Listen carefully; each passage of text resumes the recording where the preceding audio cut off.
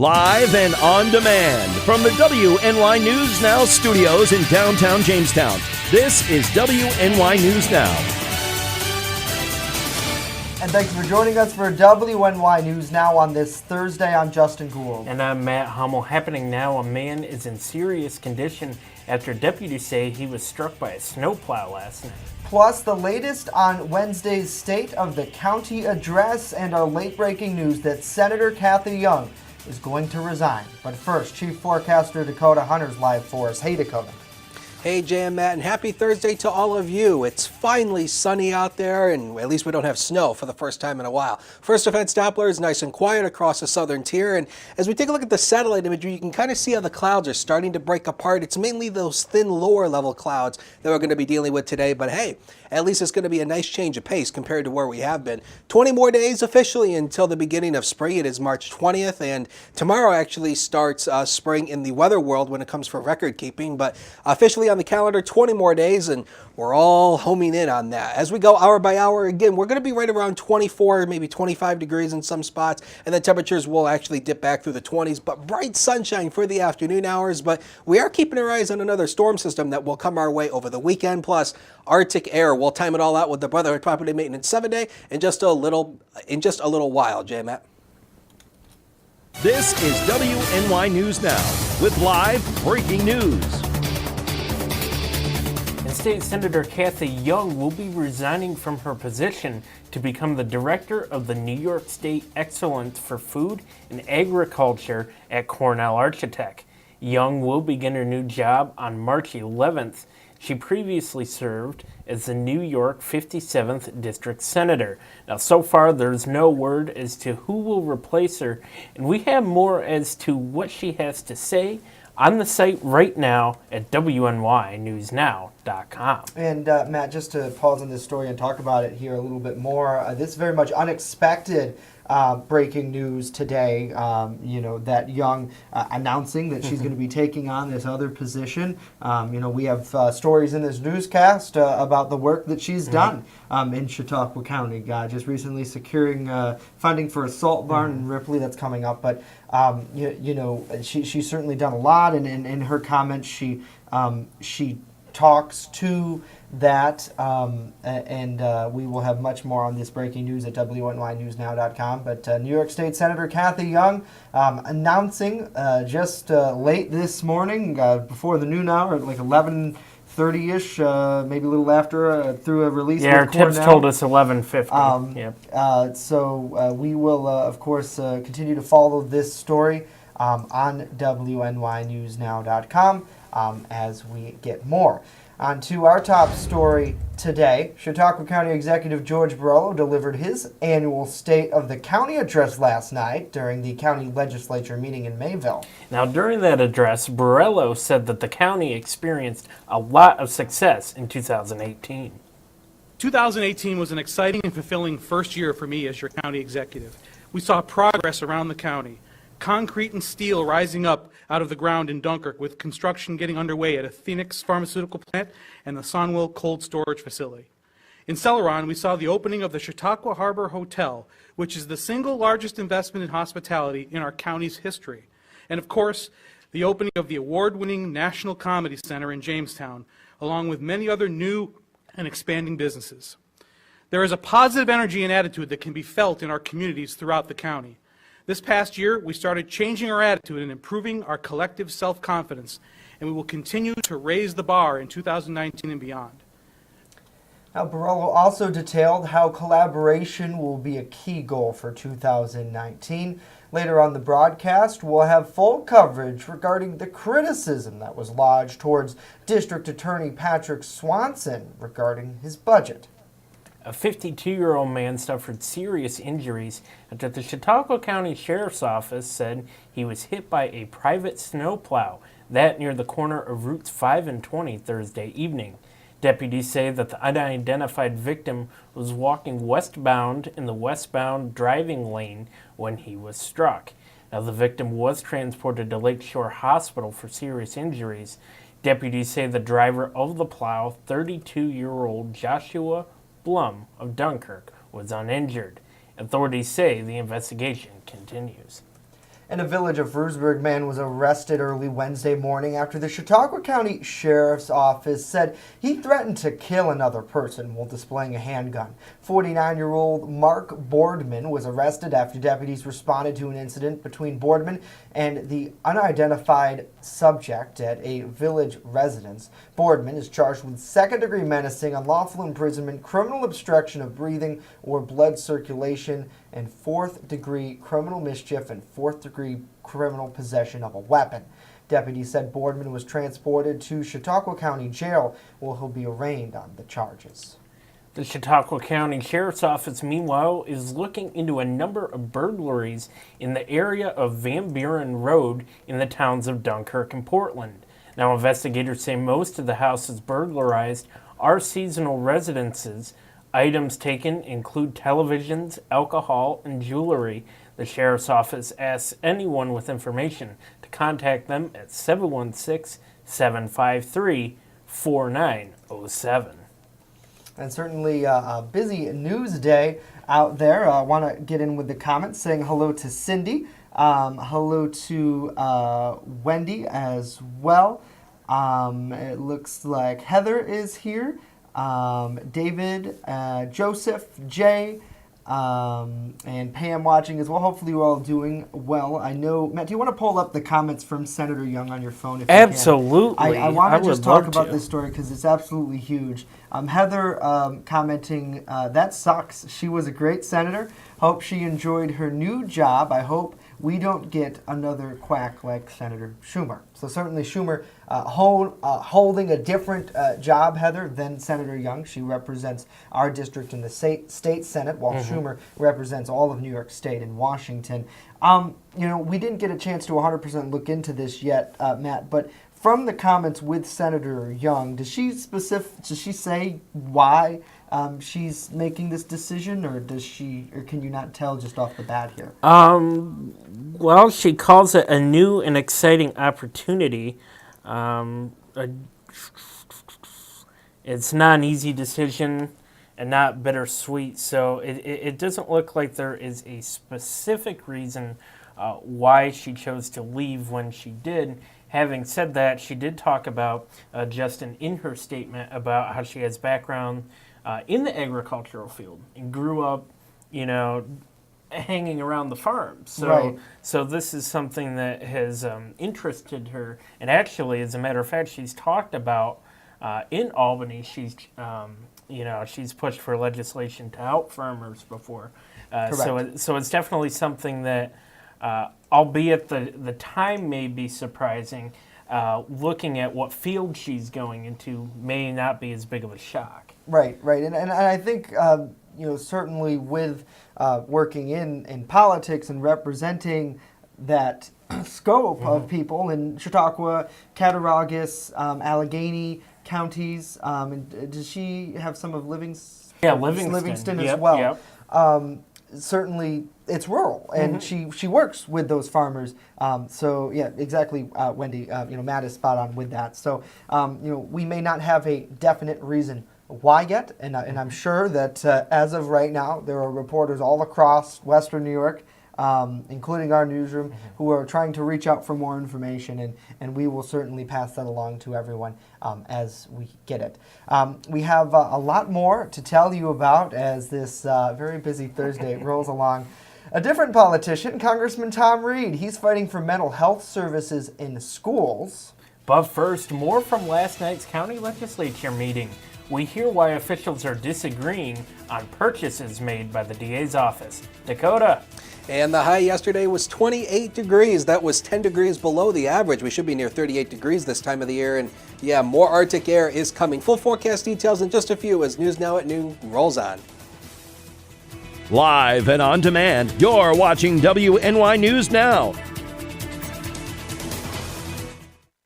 Family is so important to Michael and I. Both of our families attend this church. So March 15th is going to be a night that, we're welcoming people. It's not church. It's a family night, we're calling it. It's fun. We're going to have activities for the children. We're going to have music. We're going to have refreshments. There's like something for everyone. All the churches that I've ever been in, I've been in church since I was a little baby, all the way up until now. This church has the most love in it that I've ever experienced. So like our Facebook page, New Hope Church on Facebook. We also have a website, yeah. newhopejamestown.com. You're watching WNY News Now, your source for breaking news. When I'm streaming and I'm talking to my community, we have that literally split-second interaction. If somebody says hello, I say hello right back immediately, and it kind of creates that connection. Because like my subscribers and my followers, we pretty much go by Re-Ups Army. All the hate and everything that goes around, that's kind of like our mission statement, is just be positive and enjoy each other's time.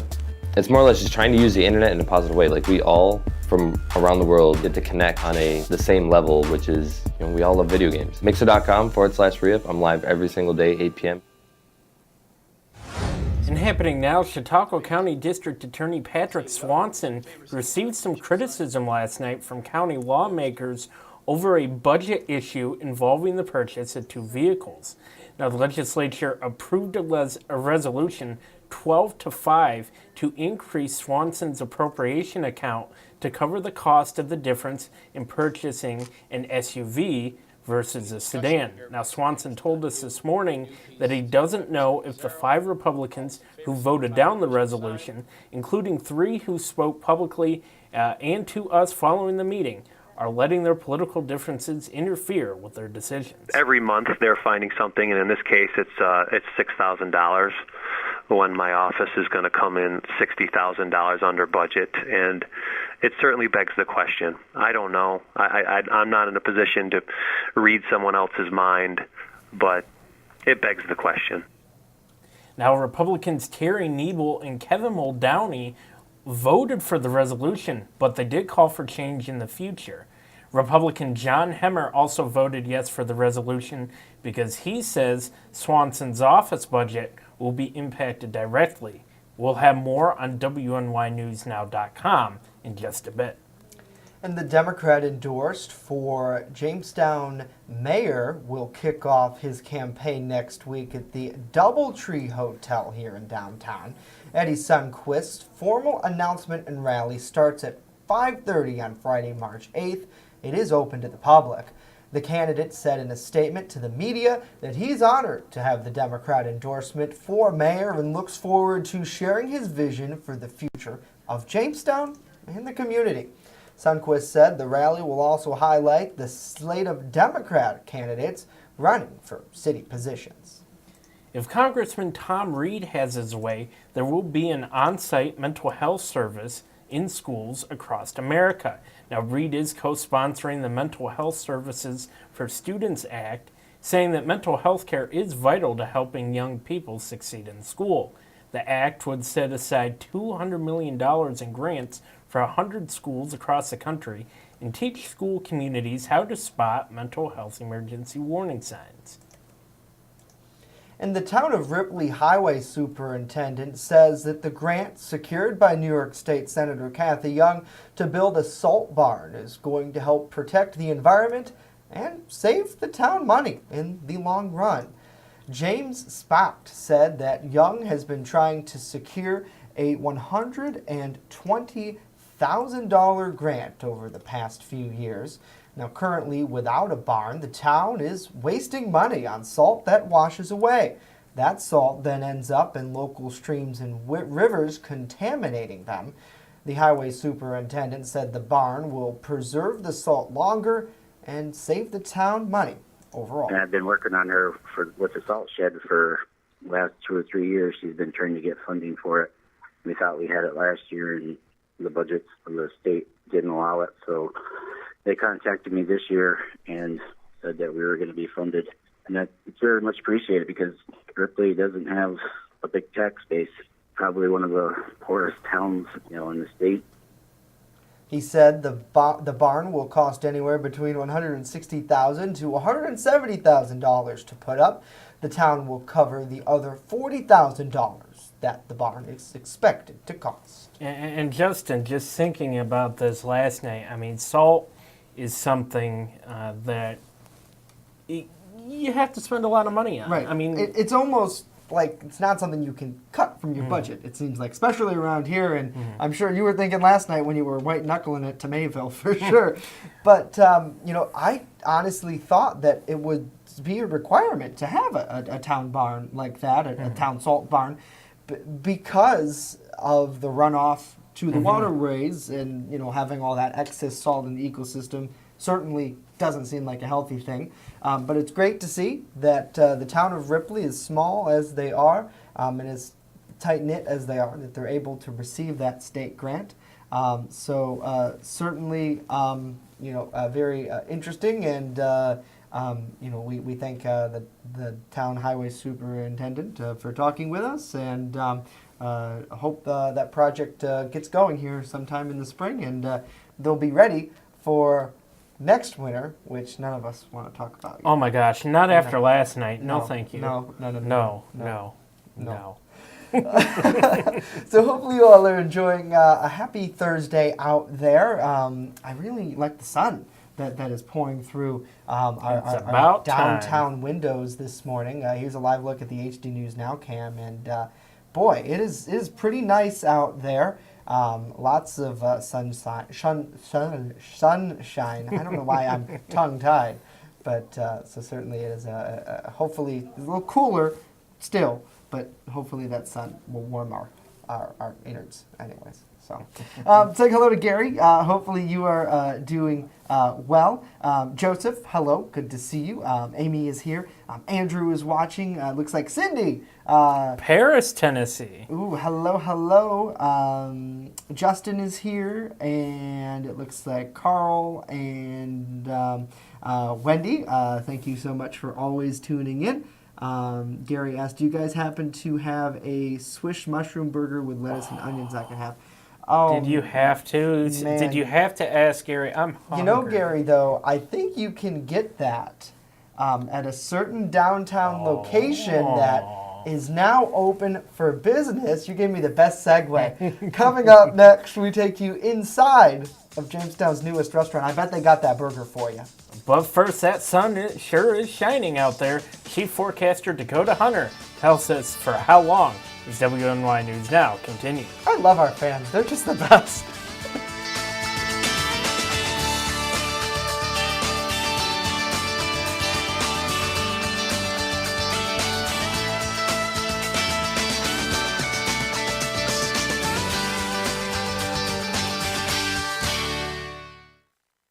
Now open in downtown Jamestown, Pearl City Hops, restaurant and tavern. I have some real old-timey dishes on there that I'm just giving new life to. Like there's a shepherd's pie on there that's going to have some bison in it, real thick hearty gravy. Then I'm also doing beer flights. We're pairing it with a set of sliders, a set of tacos, and a set of mini rolls. So everything's going to have its own pair, so you can get a taste of a little bit of everything and all the beers. We don't want to be known as the restaurant in the hotel. We want to be known as Pearl City Hops. With coverage that matters, this is WNY News Now.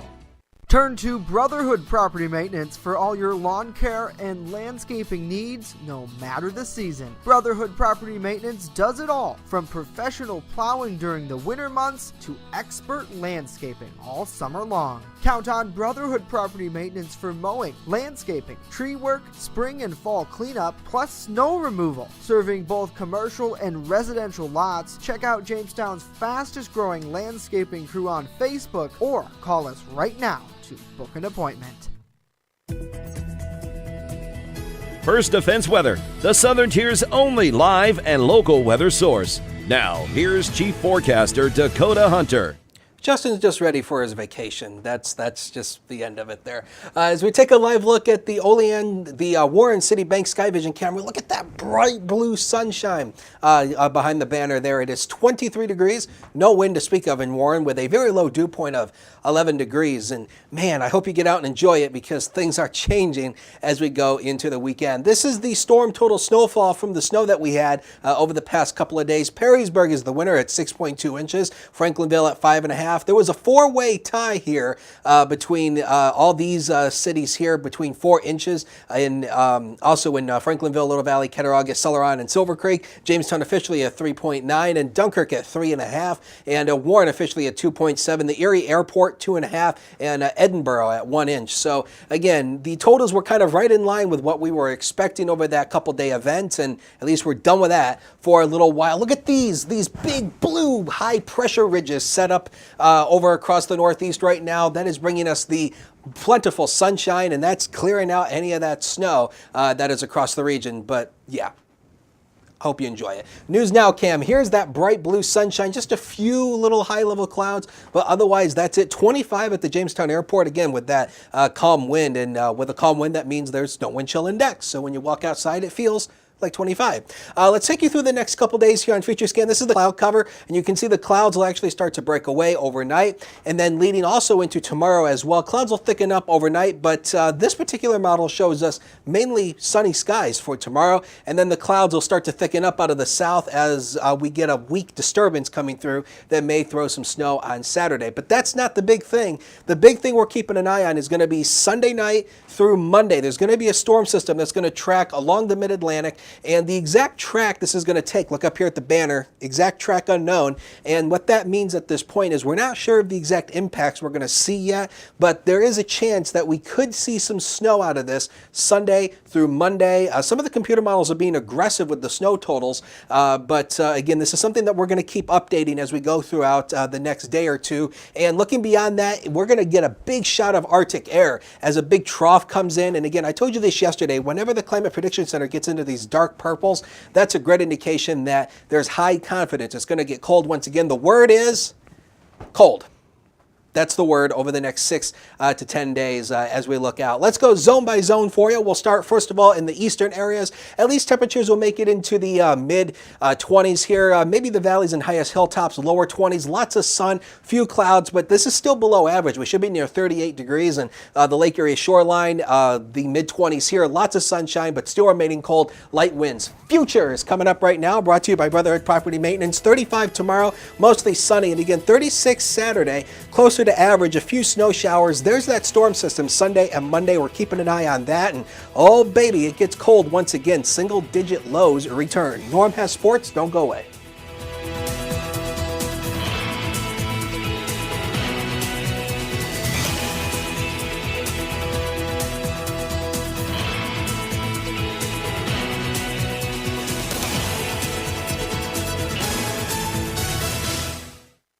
EagleZip.com is your local one-stop shop for all of your home and business computer needs. Located on Fluvan Avenue Extension, just outside of Jamestown, EagleZip.com sells and services all brands of desktops and laptops, as well as servers and network equipment for your business. All new computer sales include transferring your data from your old computer, plus a 2-year warranty. Call EagleZip.com today. Stop by EagleZip.com today and let us make computers easy for you.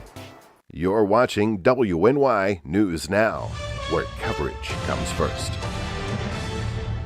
WNY Sports Now is powered by Phone Zone of Jamestown. With the largest inventory around, we buy and sell our own merchandise at a price that can't be beat. Have a broken screen? We'll fix it. Learn more at phonezoneshop.com.